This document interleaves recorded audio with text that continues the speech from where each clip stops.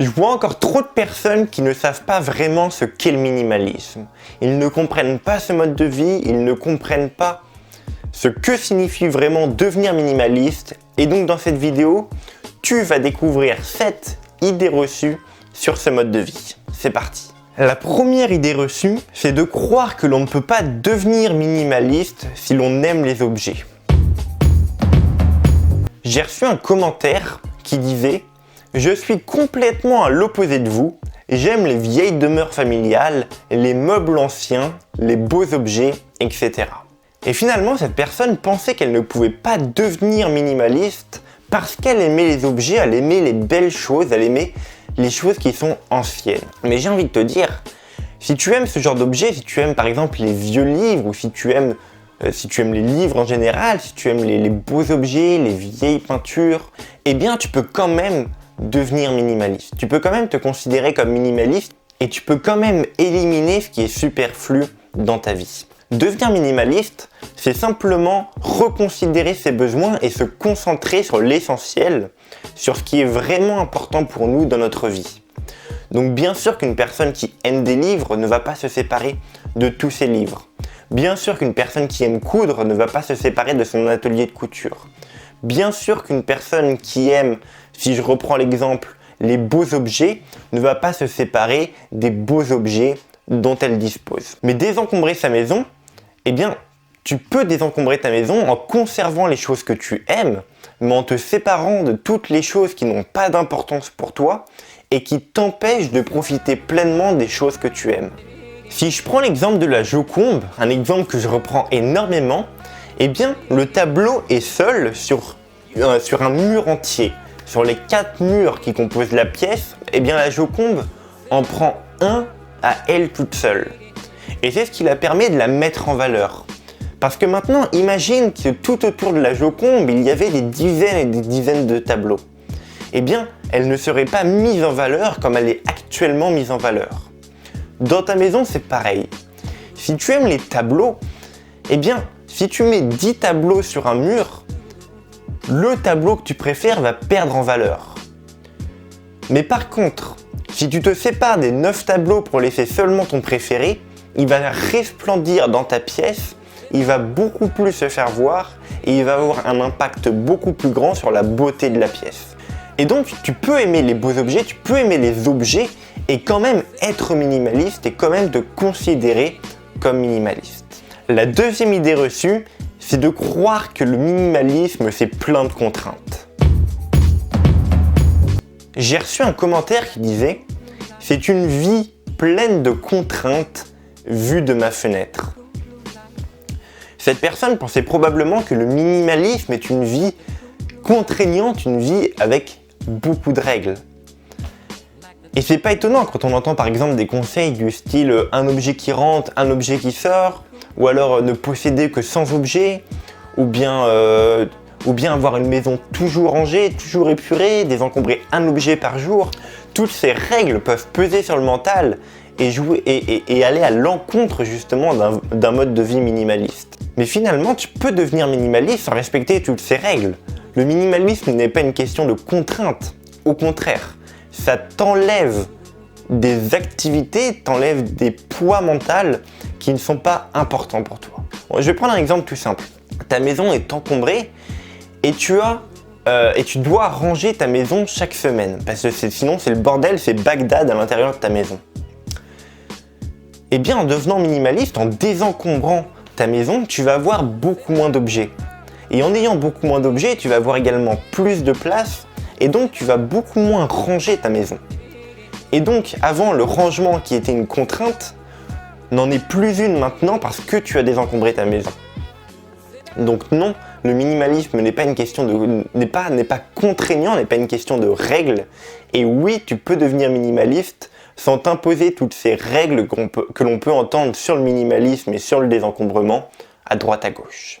La troisième idée reçue, c'est de croire que le minimalisme est monotone. Encore une fois, j'ai reçu un commentaire qui là était beaucoup plus stylé, si on peut dire ça comme ça, qui était sous forme de poème. Je vais vous le lire. Une pelouse sans pâquerette fait un jardin bien net. Une maison sans jouets sur le sol étalé brille de netteté. Donc en gros, elle disait que ouais, c'est clair que si dans ton jardin il n'y a rien, il n'y a aucune fleur, eh bien c'est sûr que c'est propre et c'est net. Et si dans ta maison il n'y a aucun jouet, il n'y a aucune déco, c'est sûr que ça va être propre et net également. Mais finalement, ce n'est pas parce que tu vas avoir une maison minimaliste que tu es obligé de ne rien posséder et que ta maison va devenir monotone et que ta vie va devenir monotone. Par exemple, si je prends le cas des parents qui sont minimalistes, parce que oui, c'est possible d'être minimaliste avec des enfants, eh bien sûr que la personne va avoir des jouets dans son salon ou des jouets dans sa maison. Bien sûr qu'elle va avoir plus de bordel qu'une personne qui vit seule et qui ne vit quasiment jamais chez lui. Et forcément qu'elle va avoir plus de rangement à faire, plus de déco dans sa maison qu'une personne qui n'est pas parent. Encore une fois, le minimalisme, ce n'est pas une question de ne rien posséder, c'est une question de posséder ce qui est important pour toi. Et donc oui, tu peux avoir des fleurs dans ton jardin, au contraire c'est bien plus beau, et oui, tu peux avoir des jouets dans ton salon, parce que ça donne de la vie à la maison. Et ce n'est pas incompatible d'avoir ces choses-là et d'être minimaliste. Encore une fois, je me répète, mais le minimalisme, c'est garder ce qui est essentiel pour toi et te séparer de tout ce qui t'empêche de profiter de l'essentiel. La quatrième idée reçue, c'est de croire qu'il faut absolument des livres numériques.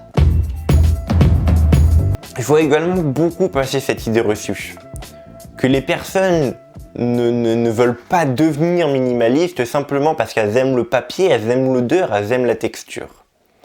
Je vois également beaucoup passer l'idée reçue que les minimalistes ont toujours des livres enregistrés et rejettent le papier à tout prix. Eh bien non, tout simplement non. Personnellement, j'aime pas lire sur le numérique, peut-être que j'y passerai un jour, mais pour l'instant j'aime bien voir mes livres papier, j'aime l'odeur du papier, j'aime tourner les pages du papier et j'aime la forme que ça prend.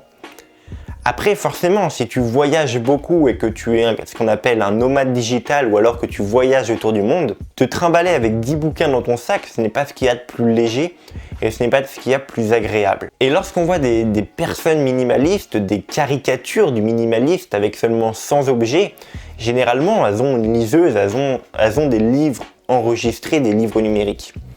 Tout simplement parce qu'elles voyagent beaucoup et elles ne peuvent pas mettre beaucoup de choses dans leur sac à dos. Et une liseuse, c'est à la fois pratique et économique. Mais tu peux aimer le papier et tu peux continuer de lire des livres tout en restant minimaliste. La cinquième idée reçue, c'est de croire que le minimaliste concerne seulement les objets. Depuis le début de la vidéo, je te parle d'objets, je te parle de biens matériels, je te parle de maisons. Mais le minimalisme, c'est avant tout un état d'esprit et ça ne concerne pas les objets. C'est un état d'esprit qui te dit qu'il faudrait mieux te concentrer sur l'essentiel, sur les activités que tu as vraiment envie de faire, sur les objets qui sont vraiment importants pour toi, en te concentrant sur ce qui compte dans ta vie, tout en délestant les choses qui ne comptent pas, les choses qui ne sont pas importantes, les choses qui sont superflues pour toi. Et donc, avant d'être uniquement sur les objets, c'est avant tout un état d'esprit, une façon de voir le monde, et une façon de vivre tout simplement. Donc non, le minimalisme ne concerne pas seulement le désencombrement de ta maison, ne concerne pas seulement les objets et les biens matériels, mais ça va au-delà de ça en te concentrant sur l'essentiel dans chacun des domaines de ta vie. La sixième idée reçue, c'est de croire que le minimalisme, c'est vivre dans une maison aseptisante. Alors je te mets 2-3 photos ici. Et tu verras que ce sont des appartements minimalistes, oui, mais qui n'ont pas d'âme, qui n'ont pas de chaleur et on n'a pas envie d'habiter dedans. Et beaucoup associent ce genre de maison, ce genre de photos, des photos magazines, au désencombrement, au mode de vie minimaliste. Mais si tu vas dans un appartement minimaliste, eh bien ça m'étonnerait, ou du moins ce n'est pas obligatoire que tu trouves ce genre de photos.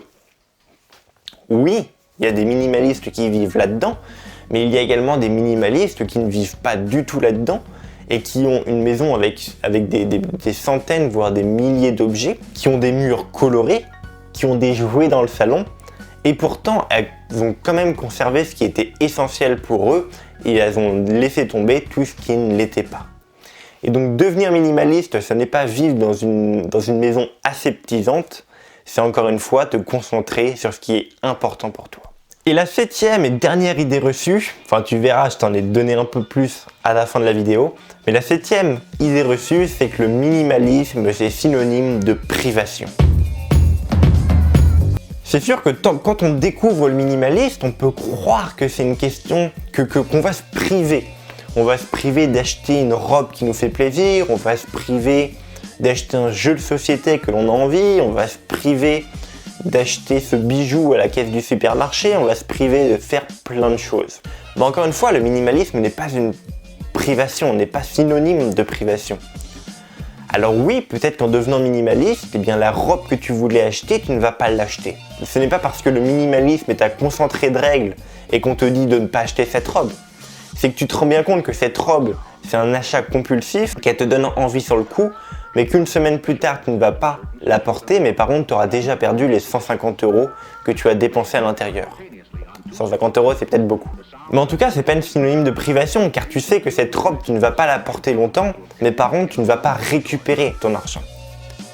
Et donc oui, ça peut être vu d'un mauvais œil, ça peut être vu comme un synonyme de privation, mais pour le minimaliste, ce n'est pas du tout le cas. Étant donné qu'il a sauvé de l'argent, qu'il a sauvé du temps et de l'énergie également à éviter d'acheter cette robe et puis de s'encombrer de tout un tas de vêtements à la maison. Donc non, ce n'est pas synonyme de privation. Donc voilà pour les 7 idées reçues. Maintenant, j'en ai noté quelques-unes supplémentaires qui ne méritaient pas qu'on s'y attarde longtemps, mais qui méritent quand même un éclaircissement. La première, c'est que les minimalismes sont des maniaques du rangement. Encore une fois, par rapport aux photos de tout à l'heure, il n'y avait rien qui dépassait, tout était à sa place. Mais le désencombrement ne signifie pas forcément une maison rangée. En devenant minimaliste, tu vas passer beaucoup moins de temps à ranger, on l'a vu au niveau des contraintes, parce que tout simplement tu vas posséder moins de choses, donc tu auras moins de bordel dans ta maison. Mais ce n'est pas pour ça que tu vas devenir un maniaque du rangement en devenant minimaliste. Une autre, donc on peut dire que c'est la 9e idée reçue, c'est qu'on ne peut pas être minimaliste quand on a des enfants. Encore une fois, c'est faux, étant donné que les minimalistes gardent ce qui est nécessaire pour eux, mais également pour leur famille s'ils ont des enfants. Et je connais beaucoup de personnes, en fait, je connais peut-être la grande majorité des personnes qui me suivent et que je connais sont des mamans minimalistes, et donc c'est possible de devenir minimaliste en ayant des enfants. La 10e idée reçue, c'est de croire que tous les minimalistes sont radins. Alors oui, je te confirme que parfois être minimaliste, ça sert à cacher sa radinerie, mais ce n'est pas forcément le cas. Un minimaliste va peut-être moins dépenser pour lui, pour se concentrer sur ce qui est vraiment essentiel pour lui, mais il va également moins dépenser pour les autres, parce qu'il se rend bien compte que les objets ne font pas leur bonheur, et que les gens se forcent également à accepter leurs cadeaux. Je vais te prendre un exemple concret. Hier, c'était l'anniversaire de mon père, donc il est venu manger à la maison, et on ne lui a rien acheté comme cadeau. Alors ça peut paraître bizarre de ne rien acheter pour un anniversaire, voire même mal poli. Mais je l'avais appelé avant et je lui avais demandé ce qu'il voulait comme cadeau. Et il m'avait répondu rien. Du coup, j'ai tout simplement écouté son souhait et je lui ai rien acheté. Et pourtant, pour la plupart des personnes, ça peut être vu comme mal poli parce qu'on n'a rien acheté à un anniversaire. Mais finalement, lorsque l'on achète un cadeau à quelqu'un, ce n'est pas pour la personne qu'on achète ce cadeau, mais c'est pour soi-même, pour être la bonne personne qui respecte les conventions, c'est pas le bon mot, pour être la bonne personne qui respecte les choses que tout le monde font, à savoir acheter des cadeaux lors des fêtes, alors que finalement ce n'est pas le souhait de la personne. Par exemple, si je dis que je veux rien à mon anniversaire, ce n'est pas parce que je n'ose pas te demander un cadeau, c'est parce que je ne veux rien à mon anniversaire. Et peut-être que c'est ton cas également. Quand tu dis que tu ne veux rien, c'est que tu ne veux rien. Et que quand quelqu'un t'offre un cadeau que tu ne veux pas, eh bien t'aurais préféré ne rien avoir. Et donc c'est pas forcément parce que la personne n'ose pas te demander ce qu'elle a de besoin. Alors là je m'égare un peu du sujet, mais c'est pas grave. Ce n'est pas parce que la personne n'ose pas te demander ce qu'elle veut, c'est tout simplement parce que la personne n'a pas de besoin de ce quelque chose. Donc non, les minimalismes ne sont pas tous radins. La 11e idée reçue, c'est que le minimalisme, c'est un retour en arrière. Tu sais, vivre dans les bois avec quasiment rien, et puis un retour en arrière, tout simplement. Et encore une fois, ce n'est pas le cas. La deuxième idée reçue, c'est que le minimalisme est synonyme de gaspillage. Quand tu lis le livre de Marie Kondo, par exemple, La magie du rangement, eh bien, un conseil de jeter ses affaires, de remplir des sacs poubelles et de les jeter dans les bennes. Mais finalement, le désencombrement, quand tu désencombres ta maison, la plupart des choses, tu vas tout simplement les donner à des associations.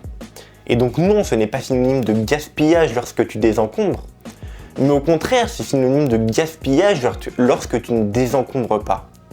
Parce que quand tu stockes des objets que tu n'as pas de besoin chez toi pendant plusieurs mois, plusieurs années, alors que tu ne les utilises pas et que tu les oublies, alors que d'autres personnes pourraient en avoir besoin, il est là le vrai gaspillage, il n'est pas quand tu donnes à une association.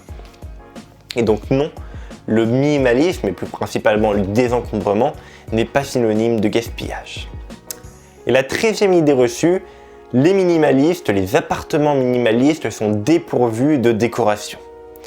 Encore une fois, si tu prends des appartements minimalistes de personnes qui sont minimalistes, eh bien tu verras qu'elles ont de la décoration, mais c'est une décoration qui est plus épurée et donc qui la met bien plus en valeur. Tu peux encore reprendre le cas de la Joconde. Voilà pour les 7 idées reçues plus 6, donc les 13 idées reçues concernant le minimalisme. J'espère que tu vois un peu plus clair désormais sur ce mode de vie. Si tu veux en apprendre plus, tu as toujours cette vidéo qui t'explique absolument tout ce que tu as besoin de savoir sur le minimalisme. Si tu veux aller plus loin pour désencombrer ta maison et pour devenir minimaliste, j'envoie un email par jour du lundi au samedi pour t'aider à te concentrer sur l'essentiel, pour t'aider à désencombrer ta maison, pour t'aider à devenir minimaliste. En cadeau, tu recevras également une formation de 44 minutes pour t'aider à désencombrer ta maison. C'est la méthodologie, le plan d'action en 9,5 étapes pour savoir exactement par où commencer pour désencombrer ta maison. Je te souhaite une excellente journée. N'oublie pas de t'abonner, de liker, de commenter et de partager, pourquoi pas. Et puis moi, je te souhaite une excellente journée.